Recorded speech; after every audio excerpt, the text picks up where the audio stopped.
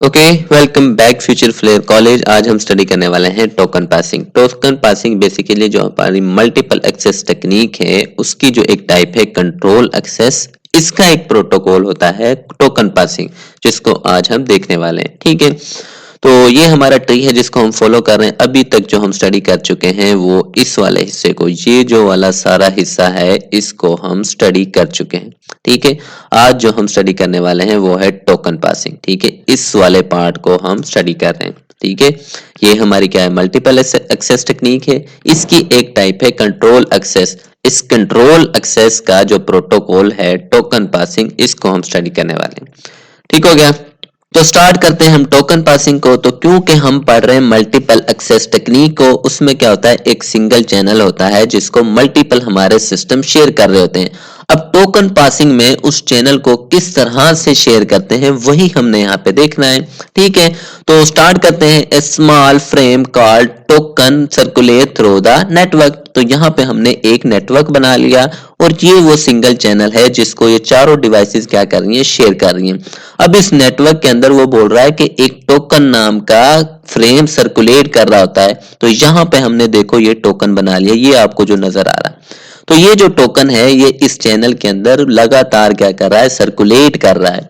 ठीक है, उसके बाद only the station holding the token is allowed to transmit. अब मान लो ये जो हमारी दो डिवाइसेज हैं, इन दोनों ने क्या करना है, डेटा सेंड करना है, जैसा कि हमने यहाँ पे बना भी दिया है। तो अब कौन सा इसमें से डेटा सेंड करेगा, जिसके पास क्या होगा, ये टोकन होगा।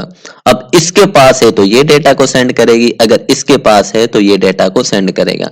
ठीक है, मान लो ये जो टोकन है आ जाता है इसके पास, इसको मिल गया। तो अब ये जो है अपने डेटा को सेंड कर सकता है, तो इसने डेटा सेंड कर दिया इसको। ठीक है, तो जैसे ही इसने डेटा सेंड किया, after sending it pass the token to the next station. अब इसने सेंड करना था ना, तो जैसे इसने सेंड कर दिया ये इस टोकन को रिलीज कर देगा। फिर जिसको चाहिए था वो उसके पास आ गया। तो देखो अभी इसके पास आ गया, इसने भी डेटा सेंड करना था तो ये भी क्या कर देगा, अपने डेटा को सेंड कर देगा। तो इस तरह से बेसिकली हमारा टोकन पासिंग में इस चैनल को शेयर किया जाता है।